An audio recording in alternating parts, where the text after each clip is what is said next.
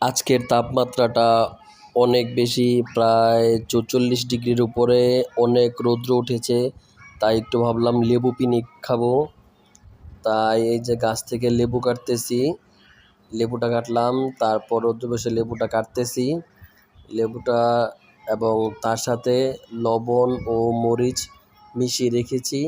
লেবুটা কুচি কুচি করে কাটতেছি যাতে এটা লবণের সাথে ভালোভাবে মিশে যায়। এই যে দেখতেছেন আপনারা, এখন আমি লেবুটা কাটতেছি। লেবুটা কাটার পরে এই যে এখন ইয়ের সাথে, লবণের সাথে এটাকে মিশাচ্ছি যাতে ভালোভাবে এটা মিশে যায় এবং তারপরে অনেক ভালো লাগে। তাই এটা আজকে যে কী পরিমাণ রৌদ্র এটা বোঝা যাবে না, তাই যে এই রৌদ্রের ভিতরেই বসে এই যে এখন মিশানোর পরে যে এখন খাচ্ছি। ওরে বাবা রে বাবা, কী যে ফিলিং হচ্ছে, যদি না খাওয়া যায় বোঝা।